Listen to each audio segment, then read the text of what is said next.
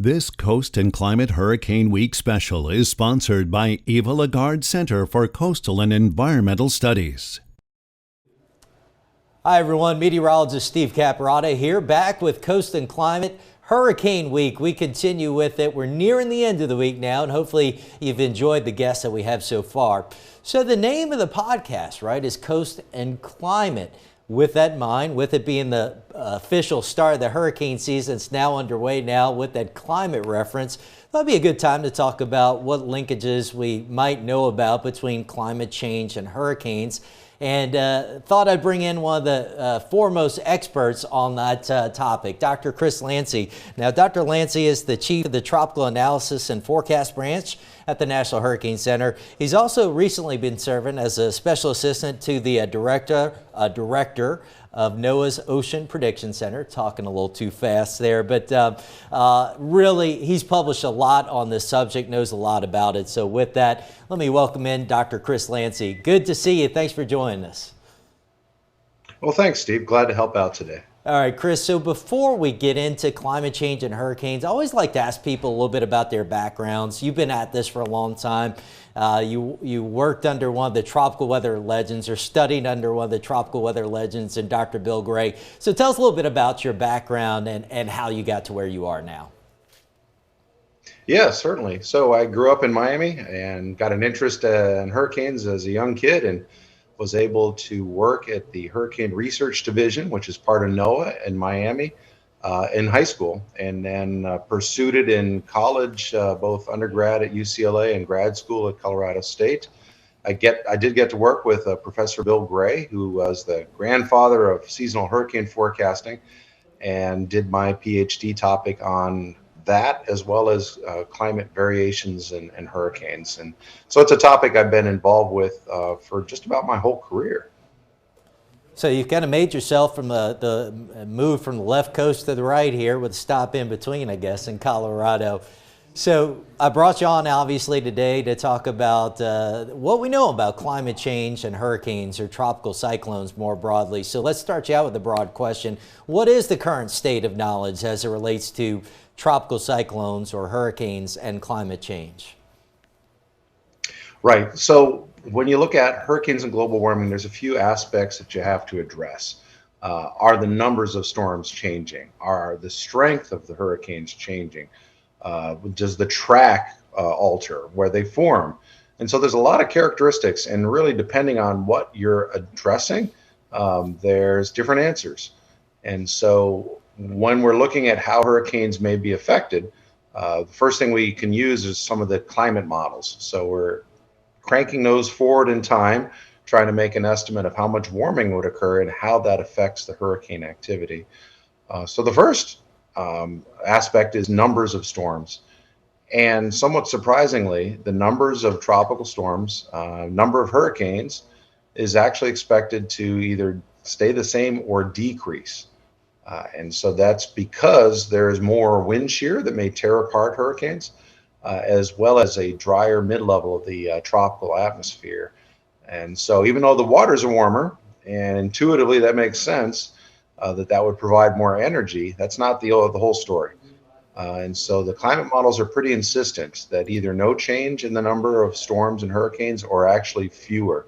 None of them are suggesting more hurricanes or tropical storms to form.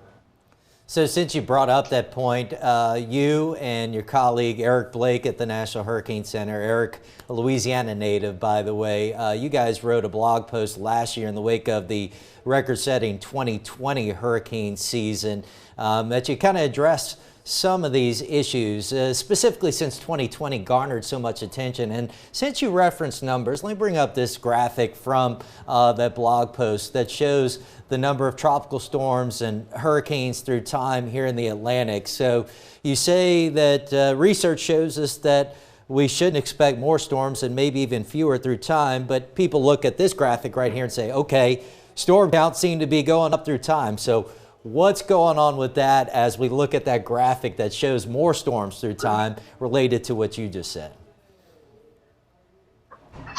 Right. So that graph showed very clearly 2020 was a record-breaking season with 30 tropical storms and hurricanes. And so what the question is, is that really a record? And what does that mean as far as our knowledge of storms and hurricanes? I just told you that the expectation from climate change is not more, but actually fewer storms and hurricanes. And so what we know is that there's a couple factors at play here. First, it has been a busy period since 1995 on. So the last 25 years, it's been very busy. So that's part of what's happening. But the other part is the technology changes and our policy changes are affecting the records. Indeed, we're having this incredible technology. One, for example, is the scatterometers, radars in space that allow us to see the winds right on top of the ocean.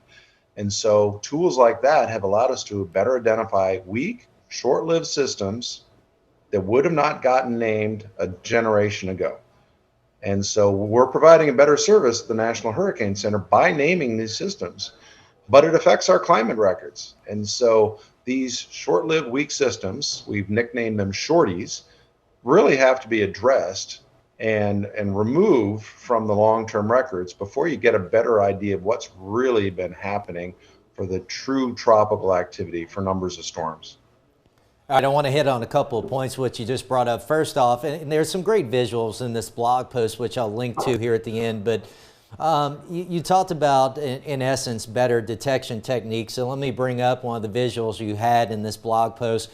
Tell people what we're looking at here, what this all ultimately means when we talk about detecting tropical storms and hurricanes through time. Yeah, thanks, Steve. Yeah, this way to me, it really summarizes how incredibly fortunate we are today as meteorologists to have these great tools and technology to help us not just forecast storms, but detect them and figure out what the winds are in them. So you can see back 100 years ago, all you had were ships over the open ocean and coastal stations. And wasn't until the 1940s that the first hurricane hunters occurred. Then radars in the 1950s, and the satellites in the 60s and 70s. So every step of the way, that allows for better identification of these oceanic storms. They form in the deep tropics, well away from land.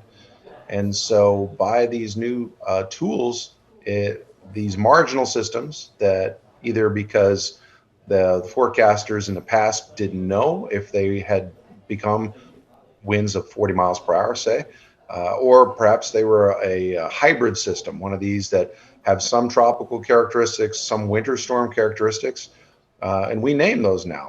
They're called subtropical storms. And so it's technology changes and policy changes that are affecting our climate records. Again, we don't have to throw up our hands. We say we can't do anything, but one has to recognize and acknowledge the role technology plays in changing our records. All right, so let's bring up your graphic now on, as you call it, the shorties, right? So what are we seeing here in this graphic that was in the blog about those shorties that you referenced? Right, so in the early part of the record, that's early 1900s and late 1800s, you can see that there was only about one shorty per year. So those were very rare events, usually for systems that hit land. But starting in the 40s, we ended up getting more because the hurricane hunters were actively searching for storms. They would base themselves out of San Juan, Puerto Rico, and fly east just looking for incipient tropical storms. And then in the 60s, 70s, we ended up getting more. And in the last 10 years, there's been an explosion of these short-lived weak systems. Again, it's valid for them to get names. Because it does provide better service, especially to the mariners over the open ocean, but it's affecting our records.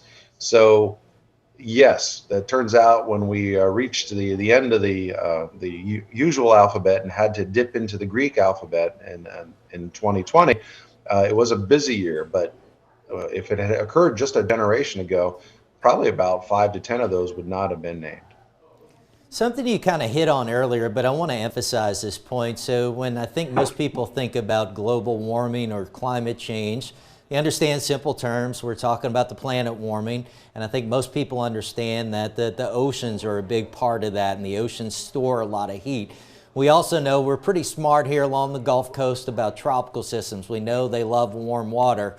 So I think for a lot of people, okay, we're talking about the oceans getting warmer. Tropical systems love warm water. Why are you saying that we actually expect fewer storms, maybe as the oceans even get warmer?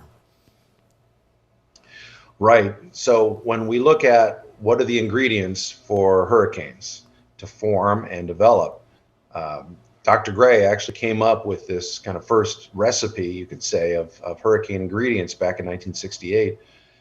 And part of it is warm water, not just the surface warmth, but it's got to be warm through a depth, 100 to 200 feet. But it's not just the water temperatures. And that's where kind of a one-dimensional thinking gets you into trouble. Because when it comes to global warming, that affects all the aspects of the environment that hurricanes see. And so you have to look at the wind shear. That's the changing winds with height that occur between about a mile above the ocean and 8 miles up. More wind shear makes it harder for storms and hurricanes to form. Also, it's not just what's at the ocean surface, but the mid-levels of the atmosphere. In particular, if it's too dry in the mid-levels, about 4 to 6 miles up, it makes it hard for hurricanes to sustain those thunderstorms to fuel the hurricane itself. And so when one looks at not just the water temperatures, which are expected to warm because of global warming, but you also look at the wind shear and you look at the mid-levels of the moisture, those conditions are not very conducive for formation of storms. So yes, we do expect them to get a little stronger, but the numbers should decrease or stay the same because of more wind shear and a drier mid-level of the atmosphere. I think you explained that very well, and I think it's important to kind of note that even on a shorter time scale. It's a pretty dramatic headline recently about the loop current in the Gulf of Mexico and what that might mean for the upcoming season, but you can have all the warm water in the world if the atmosphere isn't working in concert with the ocean. You're not going to get those storms, right? That's basically what it boils down to. Right. I mean, a good example of that happens every year. If you take a cruise into the Caribbean and you jump in the ocean in January, it is really warm. It's usually 80 to 82 degrees Fahrenheit all year, at least that temperature all year round. And that's the threshold for storms and hurricanes to form. But we generally don't have them from December to April. And so, and it's not because the waters aren't warm enough. They are warm enough, but it's the rest of the atmosphere that's not cooperating in allowing storms to form. So again, yes, with warmer water as the expectation because of global warming, slightly stronger, but either the same number of storms or fewer. So something else that's gotten a lot of attention in recent years when you look at Harvey in southeast Texas and even a little bit of southwest Louisiana, all the rainfall that it generated. Even here in South Louisiana, we had an unnamed system in 2016. The debate goes on about that, whether it was fully tropical or not, but regardless, big rain event. And so a lot of discussion about, will our tropical systems be wetter going forward? Even if we don't have more, the ones that we do see, will they produce more rainfall? Where do we stand on that? Right, that's another aspect. And the climate models, again, are the tools that we're using to make projections about how hurricane characteristics will change. And certainly a slow-moving tropical storm or hurricane can cause incredible devastation, as we saw with Harvey back in 2017 in southeast Texas and southwest Louisiana. The expectation is for them to be wetter, and it's by about 10 to 20% more rain within about 100 miles of the storm. So the vast bulk of the rainfall would increase by a moderate amount.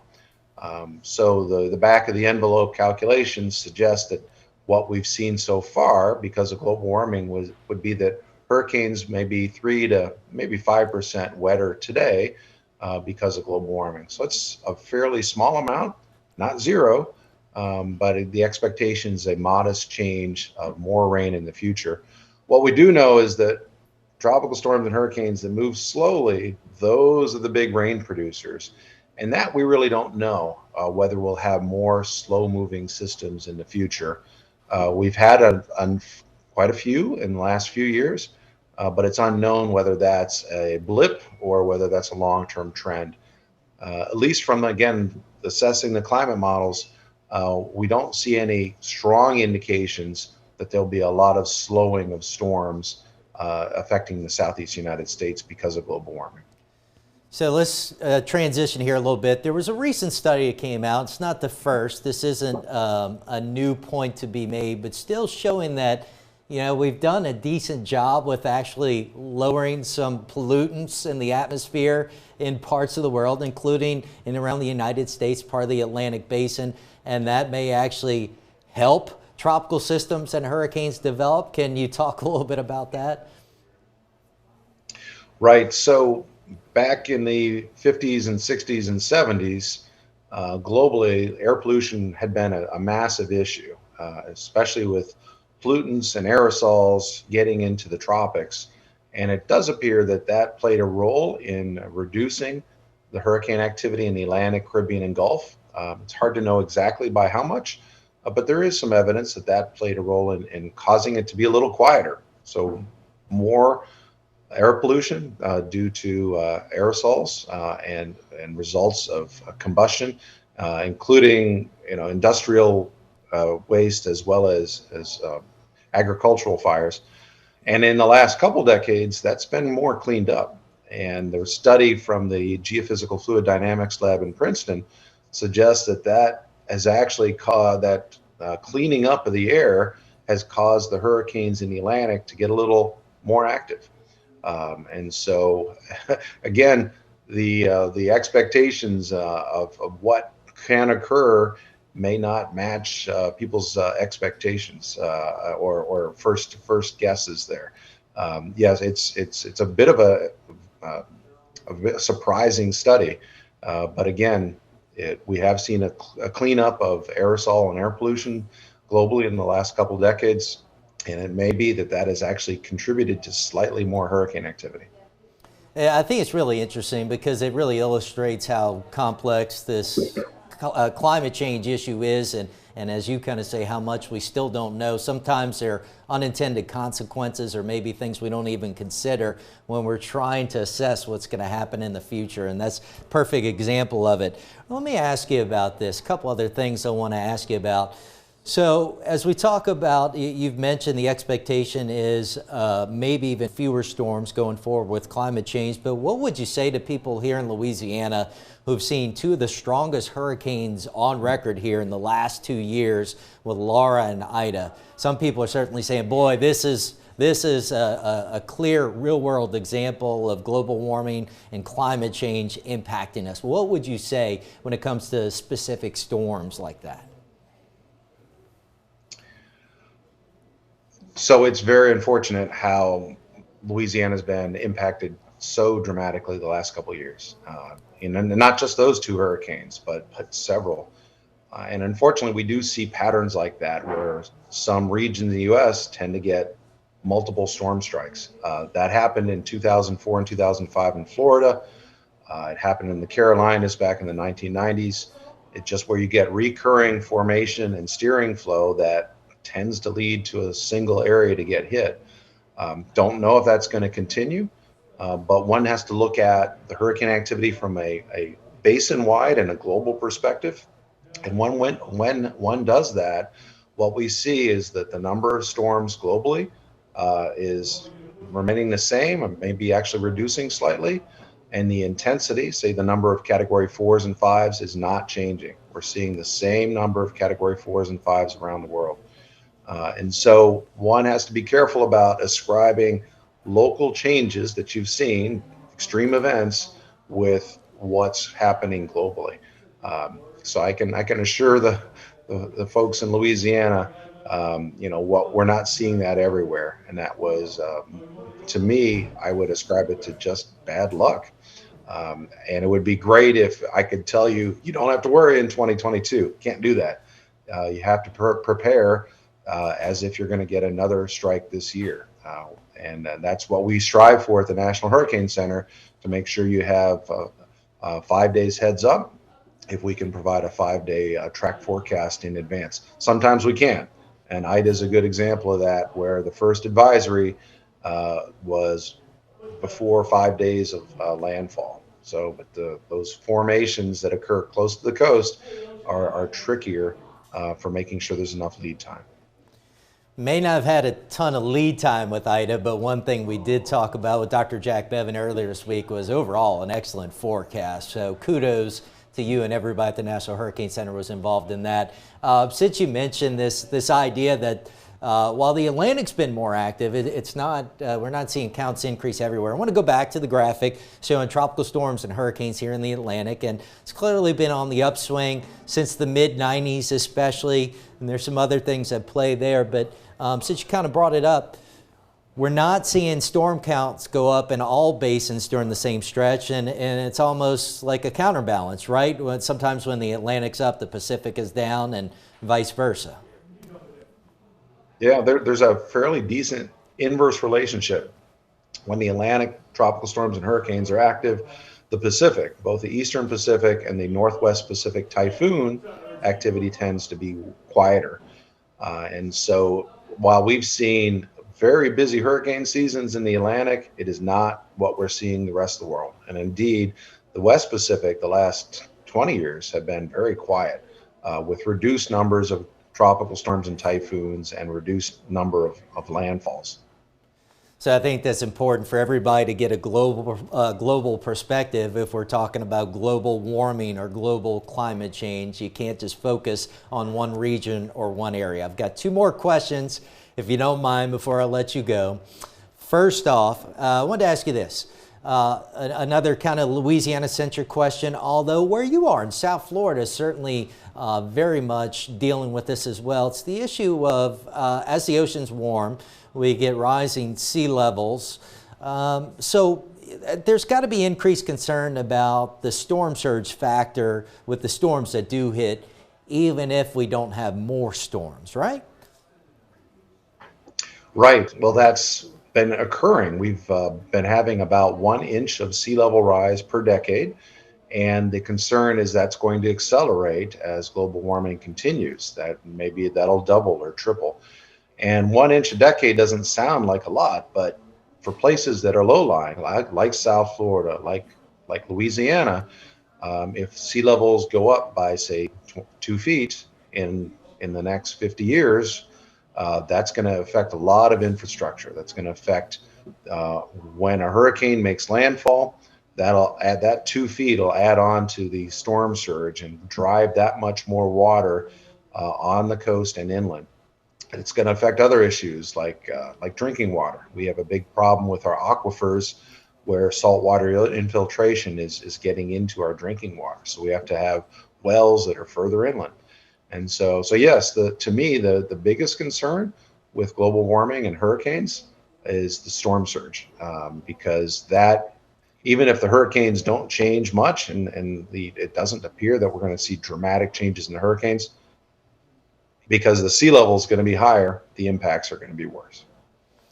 All right, one last topic to ask you about here. The Intergovernmental Panel on Climate Change, IPCC, they issued these assessment reports. It's a multinational, supposed to be nonpartisan group to assess the state of the climate.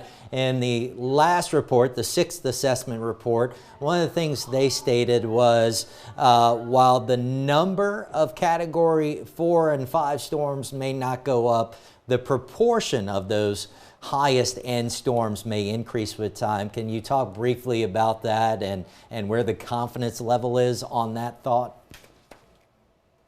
Right. So one of the scientific findings was that, let's say for all the hurricanes we have, and again, the hurricane numbers may go down a little bit, the percentage that reach Category 4 and 5 is expected to go up. But the actual number of Category 4s and 5s isn't. So it's a bit of a scientific concern, not a public one, because if the actual number of Category 4s and 5s doesn't change, but the percentage goes up, does that really affect the public? And I don't think it does. But that is an aspect that the models are suggesting, that the numbers of hurricanes may go down slightly. The percentage that become Category 4s and 5s goes up slightly. And so they kind of counteract one another, that the overall effect is number of Category 4s and 5s is not expected to significantly change. Great information. So Dr. Chris Landsea, before I let you go, any closing thoughts, anything we didn't hit on that you think is important in this topic or for our viewers, especially here in South Louisiana? Well, just to keep in mind that as the seasonal forecasts are being rolled out, and NOAA's is going to be released shortly, this, regardless of what the seasonal forecast is, you need to make sure that your home and your family and your business is prepared for the upcoming hurricane season. So make sure you know what your plans are going to be if the big one does threaten, whether you're going to evacuate or you're going to put up shutters and stay. What are you going to be doing in advance? And so think about those things now rather than waiting for the big one to show up at your doorstep. All right, again, Dr. Chris Landsea at the National Hurricane Center, thank you so much. Great information today. I really appreciate your time. You're very welcome. Stay safe.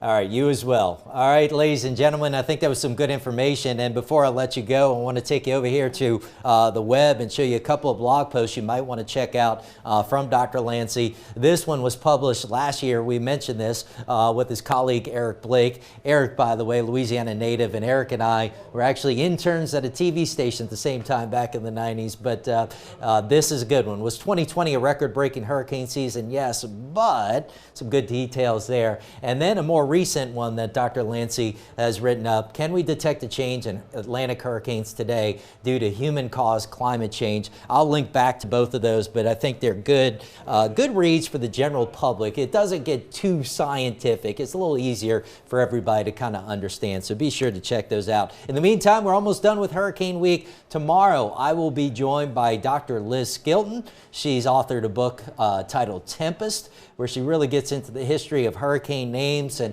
kind of how it was linked to American culture, the feminist movement. Some pretty deep topics, but a pretty interesting book. So be sure to join me for that as we wrap up Hurricane Week. And in the meantime, if you missed any of the episodes this week, you can watch those on demand on WAFB Plus or on our website, WAFB.com.